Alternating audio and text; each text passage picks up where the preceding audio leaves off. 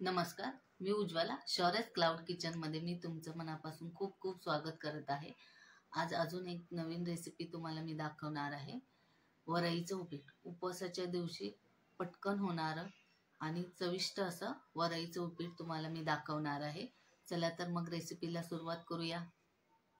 इथं मी पाव वाटी ओलं खोबरं घेतलेलं आहे, 2 हिरव्या मिरच्या घेतलेल्या आहेत, 1 बटाटा घेतलेला आहे, एकदम बारीक असे स्लाइस करायचे आहेत। हे शेंगदाण्याचा कूट घेतलेला आहे, पाव वाटी, अर्धा चमचा मीठ घेतलेला आहे आणि इथे 1 वाटी वरई 2-3 वेळा स्वच्छ पाण्याने धुवून घेतलेली आहे। हे बघा, वरईचं उपीट करण्यासाठी मी इथं एक भांडं ठेवलेलं आहे, त्याच्यात 1 चमचा तूप घालायचं आहे। तुपाने वरईचा भात मऊसूत आणि मोकळा मोकळा होतो। हे बघा, तूप तापल्यानंतर ह्याच्यात मिरच्या घालायच्या आहे। मिरच्या चांगल्या परतल्यानंतर ह्याच्यात बटाटा घालायचा आहे, तो चांगला असा तुपात परतून घ्यायचा आहे।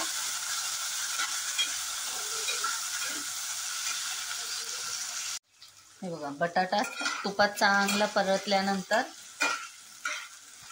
हा भिजवलेला वरई आहे ना, ती सगळी घालायची आणि चांगली परतून घ्यायची आहे तुपात।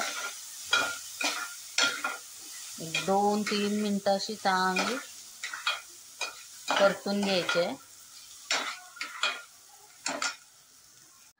हे बघा, वरई चांगली तुपात परतल्यानंतर त्याच्यात थोडंसं गरम पाणी ओतायचं आहे।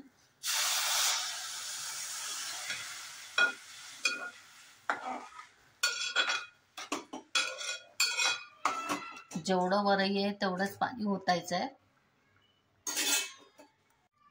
आणि मग झाकण लावून 5 मिनिटं शिजवून घ्यायचं आहे। हे बघा, 5 मिनिटं झालेली आहे, भात चांगला मुरला आहे। आपण आता हलवून बघूया। हे बघा, भात चांगला मऊ आणि मोकळा मोकळा असा झालेला आहे।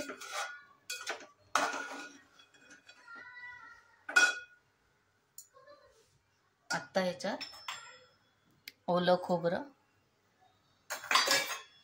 हा शेंगदाण्याचा कूट आणि हे अर्धा चमचा मीठ घालायचं आहे आणि चांगलं परतून घ्यायचं आहे।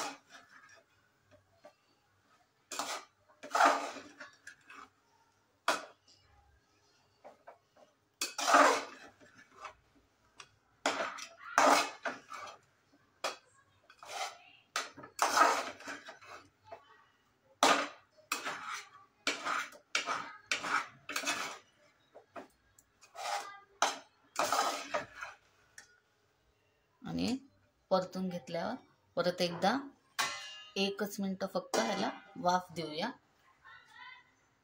हे बघा, वरईचं उपीट रेडी झालेलं आहे।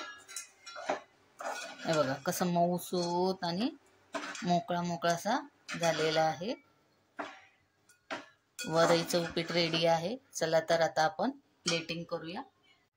हे बघा, आता आपण प्लेटमध्ये घेऊया।